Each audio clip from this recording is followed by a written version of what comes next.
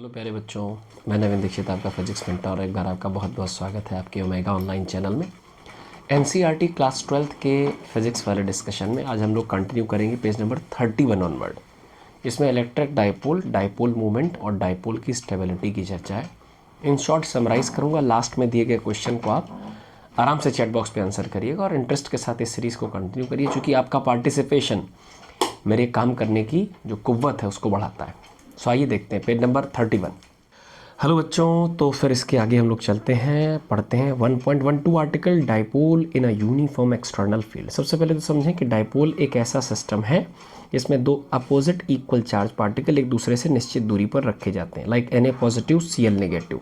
अगर एक दूसरे से निश्चित दूरी पर रख दिए जाएँ तो ये भी एक डाइपोल सिस्टम फॉर्म कर सकते हैं। डाइपोल को जैसे ही हम इलेक्ट्रिक फील्ड में रखते हैं, लाइक अगर इलेक्ट्रिक फील्ड ऐसा है और रखा हुआ डाइपोल ऐसा है, तो इसके नेगेटिव सिरे पर भी फोर्स लगेगा but opposite to direction of field लगेगा, और पॉजिटिव सिरे पर भी फोर्स लगेगा but in direction of field लगेगा। क्योंकि सिस्टम पे लगने वाले दोनों फोर्सेस इक्वल और अपोजिट हैं, तो नेट फोर्स तो कैंसिल हो जाएगा, बट नेट फोर्स एक सर्टेन सेपरेशन पर लग रहे हैं जो मिलकर एक टॉर्क इफेक्ट डेवलप करेंगे और डाइपोल रोटेट करेगा। डाइपोल को रोटेट कराने के लिए टॉर्क की आवश्यकता होती है, जिसका सिंपल रिजल्ट पी क्रॉस ई अर्थात पी ई साइन थीटा है, जहाँ पी डाइपोल मूवमेंट वेक्टर है जिसकी डायरेक्शन माइनस से प्लस की तरफ, ई इलेक्ट्रिक फील्ड इंटेंसिटी है जिस पर डाइपोल रखा है, और थीटा दोनों के बीच एंगल है। एक और चीज़ आती है डाइपोल की स्टेबिलिटी। डाइपोल अपनी फील्ड में रुकेगा, स्टेबल रहेगा कि नहीं रहेगा, इसका हम डिस्कशन पोटेंशियल एनर्जी के आधार पर भी करते हैं, जिसका expression minus P E cos theta भी है। अब समझते हैं कि अगर फील्ड यूनिफॉर्म है तो यूनिफॉर्म फील्ड में रखा dipole net force zero experience करेगा बट टॉर्क रहेगा।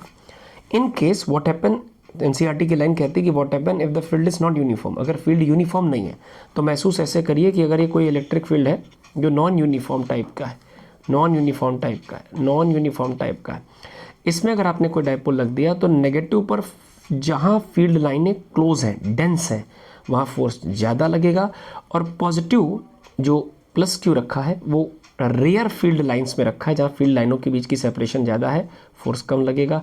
सो इधर फोर्स कम, इधर फोर्स ज़्यादा, तो डाइपोल पर नेट फोर्स एग्जिस्ट करेगा और टॉर्क तो एग्जिस्ट करेगा ही करेगा, राइट। फिर आती है स्टेबिलिटी की बात। तो जब जब डाइपोल फील्ड के पैरेलल या एंटी पैरेलल होगा, ऐसी दोनों परिस्थितियों में या तो थीटा 0 होगा या तो थीटा 180 होगा, और दोनों ही थीटा पर जो साइन थीटा की वैल्यू है वो 0 होती है। सो दोनों ही परिस्थितियों पर, चाहे डाइपोल फील्ड के पैरेलल हो या डाइपोल फील्ड के एंटी पैरेलल, टॉर्क 0 आएगा। पोटेंशियल एनर्जी रिजल्ट के आधार पर हम डिसाइड करेंगे कौन स्टेबल है कौन अनस्टेबल है। दिए गए क्वेश्चन का आंसर दीजिए, फिर चैट बॉक्स पर डिस्कशन करते हैं।